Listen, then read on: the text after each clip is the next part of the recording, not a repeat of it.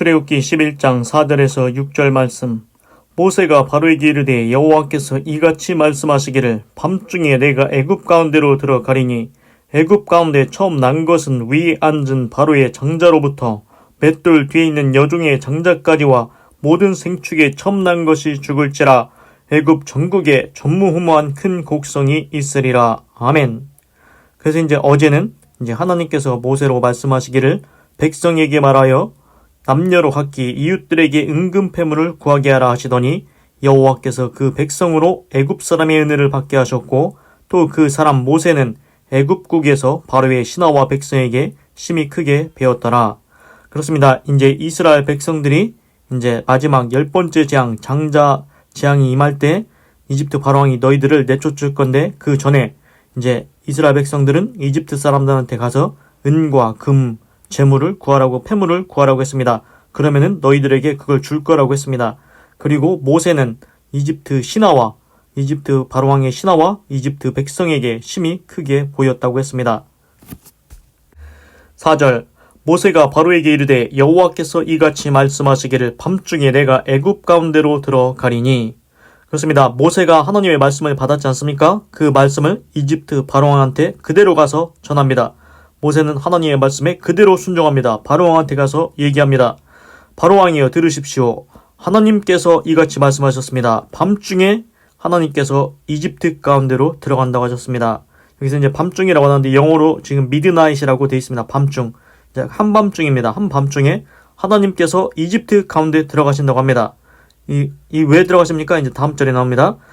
애굽 5절. 애굽 가운데 처음 난 것은 위에 앉은 바로의 장자로부터 맷돌 뒤에 있는 여종의 장자까지와 모든 생축에 처음 난 것이 죽을지라.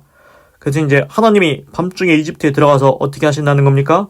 처음 난 것, 그러니까 장자입니다. 그 이집트 바로왕이 아들이 있지 않습니까? 바로왕의 장자. 그리고 저기 밑에 여종, 이집트 여종의 맷돌 갈고 있는 그 맷돌 뒤에 있는 그 장자까지. 그리고 이집트에 있는 모든 생축 있지 않습니까? 소가 처음 난 것 있지 않습니까? 그 생축에 처음 난 것도 죽는다는 것입니다. 그렇습니다. 이집트에 있는 모든 장자들, 이집트 바로왕의 아들 장자도 죽을 것이고, 이집트 백성의 가장 낮은 자, 맷돌 가는 여자의 장자도 죽을 것이고, 이집트 백성이 키우는 소의 장자도, 소의 초태생, 그러니까 소의 처음 난 소도 죽을 것이라는 것입니다. 그래서 이집트의 장자라는 장자는 싹 다 죽는 겁니다. 이것이 10번째 재앙입니다. 그래서 보면은 이집트 바로왕이 예전에 무엇을 했습니까? 이스라엘 백성들이 아기를 낳으면은 남자면은 물에 던져서 죽이라고 했지 않습니까? 그래서 그때 많이 죽은 것 같습니다. 그 하나님은 공의의 하나님이십니다. 그 구약 성경에는 이런 구절이 있습니다. 이는 눈은 눈으로 갚으라고 했습니다. 그런데 신약 성경에 와서는 너희 원수도 사랑하라고, 너를 대적하는 자를 위해서 기도하라고 했습니다. 그런데 하나님은 사랑의 하나님이시지만 공의의 하나님이라고도 했지 않습니까? 그래서 하나님은 지금 10번째 재앙, 장자의 재앙을 내리십니다. 이집트 바로왕이 이스라엘의 남자 아이들을 다 물에 던져서 죽게 했지 않습니까? 그것에 대한 보응인 것 같습니다. 하나님께서 이집트의 장자들 다 거시기 해버리십니다. 그래서 이집트 바로왕의 장자도 죽고, 이집트 백성의 맷돌 가는 여자의 장자도 죽고, 이집트 백성의 소의 처음 난 소도, 송아지도 죽는 것입니다. 그렇습니다. 하나님은 공의의 하나님이십니다. 하나님은 그것을 보시고 가만히 계시지 않습니다. 하나님은 공의대로 심판하신다는 것입니다. 6절. 애굽 전국에 전무후무한 큰 곡성이 있으리라. 그래서 이집트 전국에 전무후무한 큰 곡성이 있을 것이다. 그래서 이제까지 있어왔던 것보다, 그리고 앞으로 다시 있을 것보다 가장 최악의 재앙, 가장 큰 재앙, 장자가 죽는 재앙 때문에 사람들이 크게 곡성한다는 것입니다. 크게 온다는 것입니다. 그렇습니다. 이집트가 아주 초상을 치르게 생겼습니다. 그래서 한 집만 초상이 나도 그 분위기가 거시기 하지 않습니까? 그런데 이집트 전국에 집이란 집은, 이집트 백성의 집이란 집에서는 다 장자들이 죽는 겁니다. 바로왕의 장자까지 죽고, 소의 첨난 가축의 첨난 것도 죽습니다.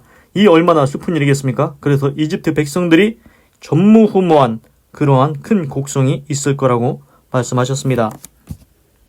이집트 바로왕이 이 말을 듣고 어떻겠습니까? 심장이 벌렁벌렁 하지 않겠습니까? 그렇습니다. 제가 볼 때는 그런데 이제 10번째 장자가 다 죽는 재앙을 이제 당하고서는 이스라엘 백성들 보고 빨리 니들 나가라고 이제 이집트 바로왕이 발등에 이제 불이 아니고 도끼가 떨어졌다고 생각하겠죠. 그럼 다 내보내는데 만약에 10번째 재앙에서도 안 나갔다? 그러면은 그 다음은 어떤 재앙이 임할 것 같습니까? 제가 생각할 때는 이번에는 장자가 아니고 거의 이제 이집트가 여러 사람 아주 거식이 될 것 같습니다. 그래서 하여튼간 재앙이 더 심해지기 전에 이제 이집트 바로왕이 이제 이스라엘 백성을 이제 마지막에 이제 내보내게 됩니다. 그래서 이제 여기서 우리가 깨달아야 될 건 뭐냐면은 하나님과 대적에서 결코 이길 수 없다는 것입니다. 하나님의 뜻이 무엇입니까? 이스라엘 백성 보내라는 겁니다. 이스라엘 백성 안 놓으면 어떻게 됩니까? 계속 재앙을 당하는 겁니다. 하나님의 말씀에 불순종해서 하나님의 말씀과 맞서 싸워서 이길 자가 아무도 없습니다. 그 누구도 이길 수 없습니다. 그렇습니다. 하나님의 말씀은 반드시 이루어지고 성취됩니다. 하나님께서 이스라엘 백성을 이집트의 그 종된 삶에서, 노예된 삶에서 건져내신다는 것입니다. 그러면은 지금 우리도 죄의 종에 붙잡혀 있습니까? 우리가 죄를 지면은 죄의 종이 됩니다. 사단의 종이 됩니다. 이리저리 끌고 다닙니다. 그런데 하나님께서 그거 내버려 두지 않습니다. 하나님께서 이스라엘 백성을 건져내신 것처럼 우리가 죄를 회개하고 이제 예수님을 믿으면은 하나님께서 우리를 어떻게든지 사단의 손에서 건져내십니다. 그리고 천국문으로 인도해 주실 것입니다. 그리고 이제 재미있는 것을 또 말씀을 드리겠습니다. 구약 성경에 보면은 욥기라고 있습니다. 그래서 욥이라는 사람이 있는데 욥이 그 당대 엄청 부자입니다. 자녀도 10명이나 있고 그래서 하나님이 이렇게 자랑을 합니다. 순전하고 정직하며 이같이 악에서 떠나서 하나님을 경외하는 자를 본 적이 있냐? 그러니까 사단이 하나님께 이렇게 참소를 합니다. 하나님이 욥의 소유물을 지켜주시고 욥이 손으로 하는 일마다 잘되게 하니까 욥이 하나님을 경외하는 거 아닙니까? 하나님께서 그 소유물을 치시면은 그 하나님께서 지켜주지 아니하시면은 이제 욥이 하나님을 정녕 원망하고 그렇게 하리이다. 그렇습니다. 그러니까 하나님께서 그러면은 사단아 내가 너에게 소유물을 네 손에 붙인다. 그런데 욥의 몸에는 손대지 말라. 그래서 이제 사단이 나가서 어떻게 합니까? 욥한테 재앙을 내립니다. 천재, 하늘에서 내리는 재앙이 내리고 그 다음에 인재, 적이 쫓아오고 그래서 천재, 인재 그것이 반복이 돼서 욥이 아주 망하게 생겼습니다. 하늘에서 불이 내려와 사르고 그 자녀들은 이제 그 집에 기둥이 무너져서 다 죽고 또 적군이 와서 다 치고 그래가지고 하여튼간 욥이 아주 거치기가 돼버렸습니다. 아주 빈털터리가 됐죠. 아무것도 안 남았습니다. 그리고 욥의 몸은 병들어가지고 기왓장으로 긁고 있었습니다. 그때 욥이 뭐라고 했는지 아십니까? 주신 이도 하나님이시오 가져가신 분도 하나님이시니 하나님께서 찬송을 받으시리로다. 그러면서 이제 욥의 이제 욥기가 한 좀 길게 많이 있습니다. 40장인가 하여튼 그렇게 있는데 이제 그 뒤에 얘기도 쭉 나오는데 제가 말씀드리고 싶은 건 뭐냐면은 분명히 사단이 뭐라고 했습니까? 욥의 재물을 다 가져가면 욥이 아주 망해버리면 그러니까 지금 말로 따지면은 사업이 망해가지고 아주 거들나 버리면은 하나님을 원망할 겁니다. 하나님이 복을 주셨으니까 하나님을 경외하는 게 아닙니까? 그렇게 했는데 욥은 어떻게 했습니까? 하나님이 찬송을 받으시리로다. 이렇게 얘기했습니다. 그렇습니다. 욥은 하나님께 원망하지 않습니다. 욥은 하나님을 도리어 찬송했습니다. 이것이 무엇을 보여주는 것입니까? 제가 생각할 때는 이것과 같습니다. 우리가 이제 부모님이 퇴근해서 오실 때 치킨을 사오면은 그 아이가 치킨이다 하면서 좋아하면서 치킨을 가져가서 먹지 않습니까? 또 이제 과자를 사오거나 피자를 사오거나 여러 가지를 사오면은 그거를 가져가서 이제 즐거워하면서 그렇게 삽니다. 그런데 그게 이제 나중에 이제 아무것도 안 들고 오면은 그래도 이제 부모님을 반깁니까? 그거를 부모님이 원하십니다. 그렇습니다. 부모님도 내가 사온 과자보다 내가 사온 아이스크림보다 나를 더 사랑해 주기를 원하고 있습니다. 그것이 부모의 마음입니다.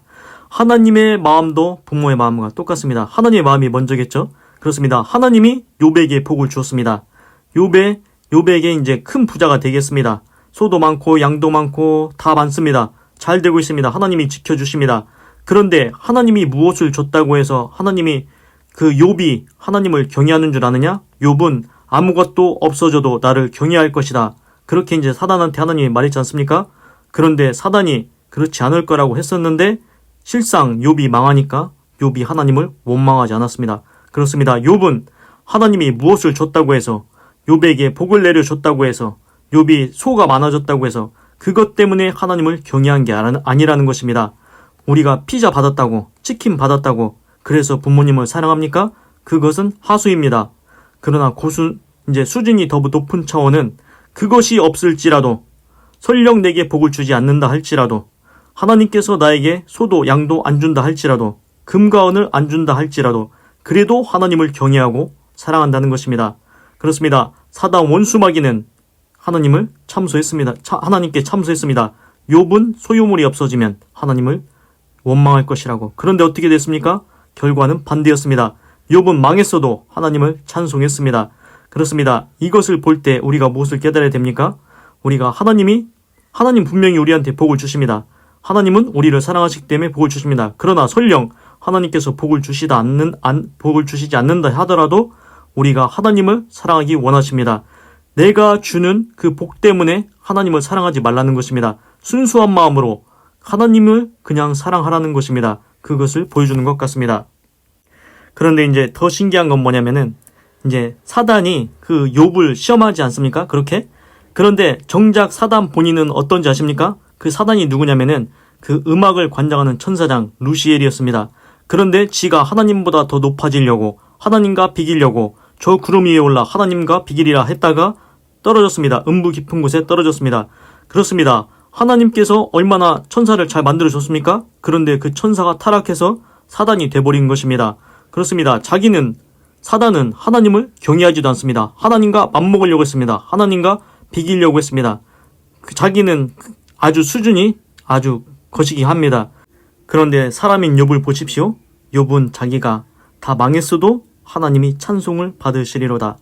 사단은 할 수 없는 일, 사람인 욥이 그것을 보여줬습니다. 그렇습니다. 그래서 하나님, 봐라, 제가 생각할 때는, 봐라 사단아, 저 욥이 저렇게 망했어도 나를 경외한다, 나를 찬송한다. 너는 나하고 비기려고 했지? 너는 나하고 맞먹으려고 했지? 내 자리 저기 하려고 했지? 그런데 봐라, 욥은 얼마나 나를 사랑하는지, 내가 아무것도 안 줘도 망했다 할지라도 나를 경외하고 나를 사랑한다, 나를 찬송한다. 그렇습니다. 하나님이 사단한테 할 말이 있는 것입니다. 사단은 이제 그 욥을 통해서 하나님을 이제 욕하려고 했는데, 하나님을 거시기하게 하려고 했는데, 도리어 이제 사단이 어퍼컷을 맞은 것입니다. 그렇습니다. 욥이 하나님의 자랑거리가 되었습니다. 아무것도 안 주셔도 하나님을 경외하는, 하나님을 찬송하는 욥, 망했다 할지라도 하나님을 찬송하는 욥, 그러한 모습을 이제 진짜 하나님을 사랑하는 모습인 것입니다. 그리고 또 이제 재밌는 얘기를 하나 더 해드리겠습니다. 뭐냐면은 그 신약 성경에 보면은 예수님이 이제 12제자를 데리고 다닙니다. 그 중에 이제 가룟 유다라고 있는데, 그 성경에서는 저는 처음부터 이제 마귀의 자식이라고 이렇게 나오는데, 결국 가룟 유다가 예수님을 은 30에 팔아서 이제 팔아먹고서는 이제 예수님이 십자가에 달리게 하십니다. 그래서 이제 가룟 유다가 이제 그 돈을 다시 던져주고서는 그래서 자기 혼자 스스로 거시기 해서 죽습니다. 그래서 이제 보면은 예수님이 가룟 유다한테 그 전에 이 얘기를 합니다. 너는 차라리 나지 않는 게 너에게 좋을 뻔했다. 왜 그런 말을 하셨는 것 같습니까? 제가 생각할 때는 지옥에 간 인생은 차라리 나지 않는 게 좋다는 것입니다. 그런데 이제 신기한 게 있습니다. 뭐냐면은 예수님께서 이제 만찬을 하실 때 이 포도주를 따르면서 이것은 내 피니 다 받아 마셔라. 그리고 떡을 주면서 이것은 내 몸이니 다 받아 먹으라. 그렇게 했습니다. 우리 같으면은 어떻게 하겠습니까? 가룟 유다가 예수님을 팔 것 다 알고 있습니다. 그런데도 이제 예수님은 다 먹으라는 것입니다. 그리고 가룟 유다가 이런 얘기도 합니다. 너희 중에 12명 중에 한 명이 나를 팔 것이다. 근데 가룟 유다는 벌써 돈을 받아 먹었습니다. 그런데도 가룟 유다가 모른 체 하면서 내니까 이렇게 합니다. 그런데 예수님이 그게 너다 이놈아 이렇게 안 하십니다. 그러면서 이제 중요한 것은 뭐냐면은 다 받아 마셔라 이렇게 했습니다. 다 받아 먹으라. 그렇습니다. 예수님은 가룟 유다한테도 포도주를 나눠주고 떡도 나눠주십니다. 그렇게 하십니다. 그래서 원수도 사랑하시는 모습, 대적을 위해서 기도하시는 모습, 그것을 보여주는 것 같습니다. 그런데 이게 왜 중요한지 아십니까? 우리가 그냥 생각할 때는 너는 나 팔아먹을 놈이지, 나 십자가에 달리게 할 놈이지 하면서 너는 먹지마, 너는 포도주 마시지마, 너는 떡도 먹지마, 거의 이렇게 하지 않겠습니까? 그런데 예수님은 다 받아 먹으라, 받아 마셔라 그렇게 했습니다. 제가 생각할 때는 여기서 느낀 점이 있습니다. 뭐냐면은 가룟 유다는 이제 나중에 그 거시기 자기가 스스로 거시기해서 지옥에 가지 않습니까? 그런데 만약에 예수님이 그때 너는 먹지 마. 야, 너 나 팔 거잖아. 너 나 십자가 저기 달리게 네가 나 팔아먹을 거잖아. 이렇게 하면서 만약에 안 줬다. 그리고 너는 먹지 마. 그래서 떡도 안 줬다. 포도주도 안 줬다. 그러면은 그것이 나중에 이제 예수님한테 제가 볼 때는 후회가 남게 되는 것입니다. 마음에 지는 짐이 되는 것입니다. 뭐냐면은 내가 차라리 그동안이라도 네가 이 땅에 사는 동안이라도 내가 너에게 하나라도 더 잘해줄 걸. 하나라도 떡이라도 하나 더 줄 걸. 포도주라도 하나라도 더 줄 걸. 그렇습니다. 살아있는 동안에 내가 너한테 하나라도 더 잘해줄 걸. 이런 후회가 남게 된다는 것입니다. 우리 대적이 있습니까? 나를 미워하는 자가 있습니까? 그 사람한테 내가 못되게 하고 있습니까? 너는 먹지도 마. 야, 너는 여기 앉지도 마. 너 저리 가. 이렇게 하지 않습니까? 그러면은 나중에 그 사람이 당장 잘못됐을 때, 아, 내가 그래도 그 사람한테 잘해줄 걸. 이런 생각이 든다는 것입니다. 왜 그렇습니까? 나중에 그것이 그렇게 내가 그 사람을 잘못 대하면은 그것이 내 마음에 후회로 남고 내 마음에 짐이 되는 것입니다. 그것을 평생 내가 살아가면서 아, 내가 조금 더 잘해줄 걸, 내가 또 조금 더 친절하게 할 걸, 내가 조금 더 칭찬을 해줄 걸, 이런 이제 후회와 마음의 짐을 갖고 살게 된다는 것입니다. 그래서 보면은 성경에서는 이 세상에서도 이런 말 있지 않습니까?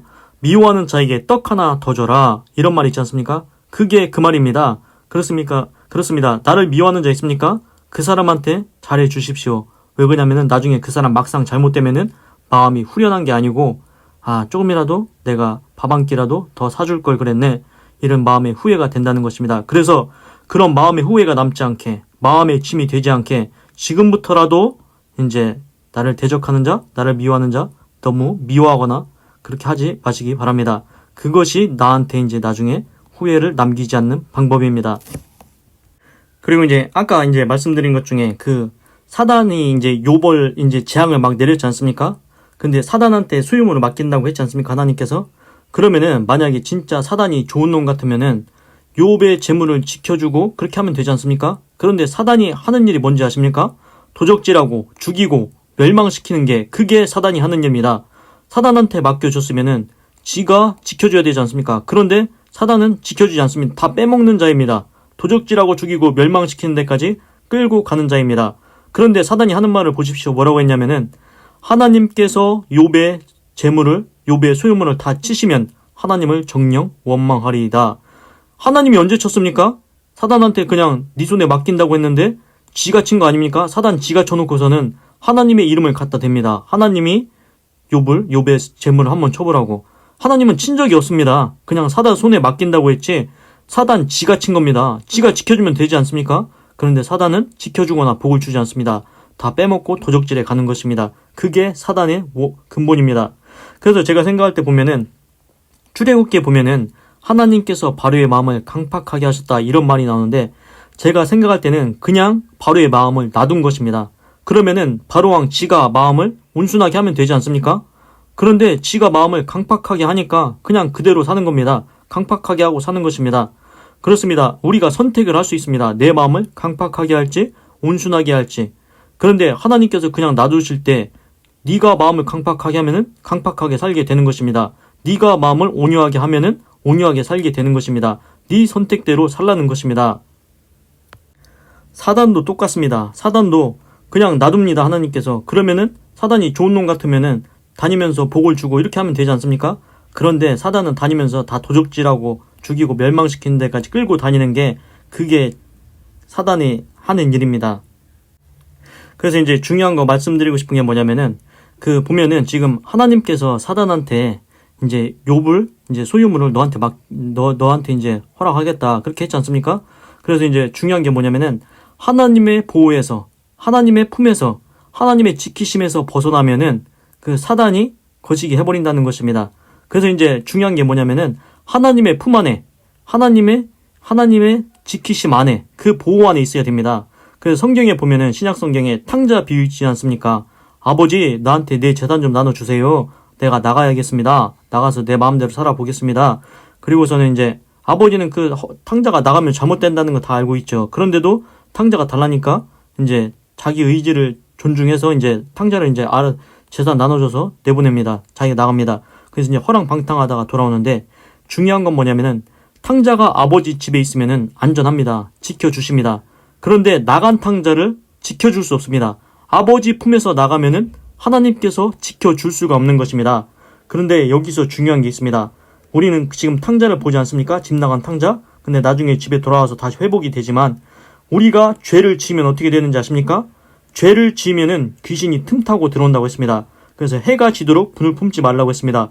그 죄를 지으면은 귀신이 틈타고 들어와서 우리 인생을 마음대로 끌고 다닙니다. 그래서 이제 죄를 지면은 죄의 싹은 사망, 그리고 죄를 지면은 죄의 종, 사단의 종이 돼버리고 맙니다. 그래서 사단이, 귀신이 우리를 마음대로 끌고 다닙니다. 그러면 어디로 끌고 가겠습니까? 하나님 품에서 떠나가게 만드는 것입니다. 그리고 죄를 지면은 하나님께 우리가 화를 쏘는 것과 똑같다고 했습니다. 그래서 하나님과 거리가 멀어집니다. 그래서 죄를 짓는 게 뭐냐? 탕자가 집 나간 것과 똑같은 결과를 일으킵니다. 죄를 지으면은 탕자가 집 나간 것과 똑같습니다. 그렇습니다. 집 나가면 어떻게 됩니까? 하나님이 지켜줄 수가 없습니다. 죄를 지면 어떻게 됩니까? 하나님이 지켜줄 수가 없다는 것입니다. 나는 너를 안전하게 지키고 싶은데 너를 지켜줄 수가 없다는 것입니다. 그럼 죄를 지면은 사단이, 귀신이 들어와서 우리를 도적질하고 죽이고 멸망시키는 데까지 끌고 가게 된다는 것입니다. 하나님은 우리를 지켜주고 싶습니다. 하나님은 우리의 소유를 지켜주고 복주고 그렇게 안전하게 하여 주시기 원합니다. 그런데 우리가 죄를 지면은 하나님 품을 떠난 것과 똑같이 됩니다. 죄가 사단이, 귀신이 끌고 다니게 됩니다. 죄의 종이 돼버리고 맙니다. 그런데 제사는 귀신과 교제하는 것이라고 분명히 성경에 써 있습니다. 귀신을 불러들이는 것입니다. 제사 지내는 것은. 그러면은 귀신이 불러들이면은 귀신이 우리를 어디로 끌고 가겠습니까? 하나님의 품을 떠나게 하고 죄짓게 하고 더 나쁜 길로 인도에 가는 겁니다. 그래서 인생을 아주 거시기 해버립니다. 그렇기 때문에 죄 짓는 게 이게 진짜 이제 무서운 일이라는 것을 알아야 되겠습니다. 그래서 죄 짓는 것은 하나님 품을 떠나게 만드는 것과 똑같습니다. 그러면 하나님이 지켜줄 수가 없습니다. 그럼 어떻게 해야 되겠습니까? 죄를 회개해야 된다는 것입니다.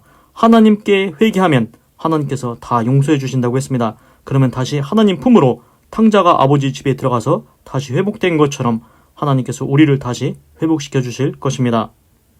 기도하겠습니다. 하나님, 오늘은 출애굽기 11장 4절에서 6절을 읽고 묵상해 보았습니다. 하나님, 이제는 모세가 바로왕한테 가서 하나님의 말씀을 전합니다. 하나님께서 밤중에 이집트의 가운데 들어가서 바로왕의 장자부터 맷돌 뒤에 있는 여종의 장자까지, 그리고 이집트 소에 처음 난 것까지 다 죽을 거라고, 장자는 다 죽을 거라고, 10번째 재앙이 임할 거라고 전했습니다. 그래서 이집트 전국에 전무후무한 큰 곡성이 있을 것이라고 했습니다. 그렇습니다. 하나님께서는 기억하고 계십니다. 이집트 바로왕이 이스라엘 백성의 그 남자아이를 물에 던지라고 했던 것, 남자아이를 죽였던 것 기억하시고 공의의 하나님께서 갚으신다는 것 알았습니다. 그리고 하나님께서는 하나님의 말씀 반드시 이루신다는 것, 내 백성을 보내라. 그 말씀을 거역할 때, 보내지 않을 때 하나님께서 10가지 재앙을 내려서라도 이스라엘 백성을 건져내시는 것 알았습니다. 하나님, 내가 공의의 하나님을 알았으니 내가 인생을 사는 동안에 죄를 짓지 아니하게 하시고, 죄를 짓더라도 바로 회개하게 하시고, 하나님, 내가 의로운 일과 선한 일과 착한 일을 많이 해서 하나님께 칭찬받는 믿음의 삶을 살게 하여 주시옵소서. 그리고 하나님, 이집트 바로왕이 이스라엘 백성을 안 놓으려고 했지만 10번째 마지막 장자 재앙을 내릴 때 이집트 바로왕이 너희들 빨리 나가라고 했습니다. 그것처럼 하나님, 지금도 사단 원수 마귀의 손에 붙들려서 죄의 종으로 살아가고 있는 사람들이 있습니다. 하나님, 꼭 예수님 믿고 구원받을 수 있도록 하나님께서 건져내시옵소서. 이스라엘 백성을 건져내신 것처럼 10가지 재앙을 내려서라도 건져내신 것처럼 하나님께서 끝까지 사단의 손에 붙잡힌 그러한 사람들을 사단의 손에서 반드시 건져내어 주시옵소서. 하나님께서 구원하여 주시옵소서. 하나님, 또한 하나님께서는 욥을 통해서 알려주셨습니다. 내가 욥한테 뭘 줘서 욥이 나를 경외하는 게 아니다. 하나님께서 나를 축복하시지 않는다 할지라도, 금이나 은이나 재물을 주지 않는다 할지라도 그것 때문에 하나님을 사랑하는 게 아니고 순수한 마음으로 아무것도 없을지라도 하나님을 사랑하게 하여 주시옵소서. 하나님을 경외하고 찬송하게 하여 주시옵소서. 그것이 진짜 사랑인 것을 알았습니다. 하나님, 또한 하나님께서는 하나님을 팔아버린 가룟 유다에게도 다 받아먹으라. 그렇게 이제 은혜와 긍휼을 베풀어 주셨습니다. 그렇게 하는 것이 나중에 나의 마음에 짐을 남기지 않고 나에게 마음에 후회를 남기지 않는다는 것을 알았습니다. 하나님, 나를 미워하는 자들이 있습니까? 나를 대적하는 자들이 있습니까? 그냥 내 생각 같아서는 너는 먹지 마. 너는 저리 가. 이렇게 이제 하고 싶습니다. 그런데 미운 자식 떡 하나 더 준다고 그렇게 하는 것이 나와 함께 있는 동안에 밥 한 끼라도 더 사주는 것이 그것이 마음에 후회를 남기지 않는 것이라는 것을 알게 되었습니다. 하나님, 대적을 위해서 기도하라 하신 말씀 깨달았습니다. 하나님, 막상 상대방이 잘못되면은 그것이 마음이 후련한 게 아니고 마음의 아쉬움으로 후회로 남는다는 걸 알았사오니 그런 아쉬움과 후회 남지 않도록 손을 베풀며 의를 베풀며 살게 하여 주시옵소서. 하나님, 또한 죄를 지으면은 탕자가 집을 나가는 것과 똑같이 된다고 하셨습니다. 그렇게 되면은 하나님의 품에서 나가는 것이기 때문에 죄를 지면은 하나님의 집을 나가는 것이기 때문에 하나님의 품을 떠나는 것이기 때문에 하나님이 지켜줄 수가 없습니다. 그러하니 하나님, 죄를 가능하면 짓지 않게 하시고 죄를 지었다면 회개해서 하나님의 품에 다시 돌아가서 하나님의 보호하심을 받게 하여 주시옵소서. 하나님 감사합니다. 사랑합니다. 찬양합니다. 주님 홀로 영광 받으소서. 사랑이 많으신 예수님의 이름으로 기도드립니다. 아멘.